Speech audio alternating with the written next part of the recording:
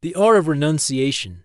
How to let go of what no longer serves you. Welcome to the world. We have talked about the 12 spiritual powers, and today we are focusing on one of the most misunderstood and most necessary, the power of renunciation. Many people hear the word renunciation and they think of living in a cave or giving away all their clothes. But in the frequency of oneness, renunciation is much more beautiful. It is the art of elimination. It is the spiritual broom that sweeps your internal house clean. Most of us are unhappy because we are carrying too much. We are holding on to old hurts, old labels, and old ways of thinking. These thoughts worked for us 10 years ago, but are now just heavy water. If your hands are full of yesterday's trash, you cannot pick up today's bread. Today, we will learn how to use mind cleaning to let go of what no longer serves the great life within you. When you let go, you don't lose anything real. You only lose the walls that were hiding your true light. 1. The cup must be empty. The first lesson in the art of renunciation is understanding that the source cannot pour new wine into a cup that is already full of vinegar. Our minds are often like a cluttered room. We have stored every insult we ever received, every failure we ever had, and every fear about what might happen tomorrow. This clutter takes up spiritual space. It blocks the flow of oneness. We wonder why we don't feel the peace of the great life. But the truth is, there is no room for peace to sit down. Renunciation is the brave act of looking at your mental cup and deciding what needs to be poured out. This is a deep part of mind cleaning. We must ask ourselves, does this thought help me grow, or does it keep me small? If a thought makes you feel separate from the world, it is vinegar. If it makes you feel heavy and tired, it no longer serves you. We often hold onto these things because they are familiar. We are comfortable in our sadness or our anger, but the small self is just afraid of the empty space. In spirituality, empty space is not a bad thing. It is a holy space. It is the only place where the divine can move. When you practice renunciation, you are making a choice to be new. You are saying to the source, I am clearing a seat for you. Think about a tree in autumn. It doesn't struggle to hold onto its leaves. It doesn't worry that it will be cold without them. It knows that to have new buds in the spring, the old leaves must fall. This is the natural law of the great life. By letting go of your old stories, the stories of who you used to be or what people did to you, you are becoming like that tree. You are trusting that the source will fill your empty branches with something much more beautiful. You are not losing your identity. You are finding your true identity in the flow of the one. 2. Letting go of the need to control. One of the heaviest things we carry in the world is the desire to control everything. We want to control how people see us, how our children behave, and how the future unfolds. This need for control is a form of resistance. It is the opposite of the river of allowance. When we try to control, we are essentially saying that we do not trust the source to manage the universe. This creates a massive amount of stress and mental noise. It is a weight that no human was meant to carry. Renunciation means letting go of the oars. It means realizing that you are not the one who makes the grass grow or the sun rise. The same power that handles the stars can handle your life. Mind cleaning in this area involves identifying where you are gripping too hard. Are you gripping a relationship that is over? Are you gripping a job that drains your spirit? Are you gripping an image of yourself that isn't true? Renunciation is the softening of the hands. It is the moment you say, I let go of the result. I allow the great life to lead. When you let go of control, you find a different kind of power, the power of peace. You realize that you don't have to make things happen. You only have to be available for things to happen through you. In the reality of oneness, you are a partner with the divine.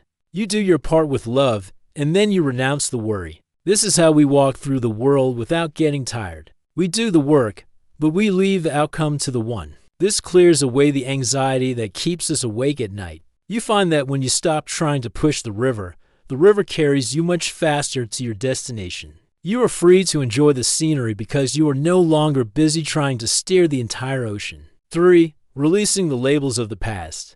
Who do you think you are? Most of us answer that question by looking backward. We say, I am a person who failed. I am a person who was hurt.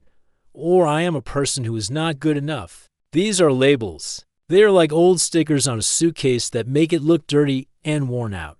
These labels no longer serve you. In fact, they never served you. They were just mind clutter that you picked up along the way. To enter the full presence of oneness, you must renounce these labels. Mind cleaning is the process of peeling off these stickers. You are not your past. You are the awareness that is here right now. The source is always I am, which is present tense. It is not I was or I will be. When you hold onto old labels, you are living in a graveyard of memories. Renunciation is the act of leaving the graveyard and walking into the sunlight of the now. It takes courage to drop a label, especially if you have carried it for 20 years. Sometimes we use our pain as a badge of honor. But in the world, we want to be light, not burdened. Imagine you are a mountain climber. To reach the top, you must leave behind anything that isn't essential. You cannot carry a bag of heavy stones from the bottom of the mountain and expect to reach the peak. Your old labels are those stones. Renounce the need to be someone in the eyes of the past. When you drop the labels, you become transparent. The light of the source can shine through you without hitting any blocks. You find that you are not a success or a failure, you are a miracle of life. You are the divine expressing itself in this moment. This is the ultimate freedom, to be nothing in terms of labels, so you can be everything in terms of spirit. 4. Forgiveness is spiritual elimination. Forgiveness is the most practical form of renunciation. Many people think forgiveness is something you do for the other person, but in the world, we know it is something you do for yourself. Holding a grudge is like keeping toxic waste in your own living room and wondering why the air smells bad. It is a blockage in your energy. When you refuse to forgive, you are tied to the person you haven't forgiven. You are dragging them with you everywhere you go. This is a total waste of your spiritual power. To renounce a grudge, you must use your power of understanding. You must see that the person who hurt you was acting from their own small self, their own pain, and their own blindness. This doesn't mean what they did was okay in a physical sense, but it means you refuse to let it live in your heart anymore. Through mind cleaning, you say, I renounce this debt. I no longer require you to pay me back with an apology or a change in behavior. I am letting you go so that I can be free. Forgiveness is how we clean the mirror of the soul. When the mirror is clean, you see oneness. When it is covered in the mud of resentment, you only see enemies. Renunciation is the water that washes that mud away. Every time you forgive, you are cutting a rope that was holding you to a lower frequency. You feel lighter immediately. Your breath becomes deeper. Your eye of the heart opens wider. You realize that you cannot walk into the ocean of peace while you are still trying to hold someone's head under the water. You must let go of their neck so that both of you can float. This is the heart of the world. Realize peace through the power of letting go. 5.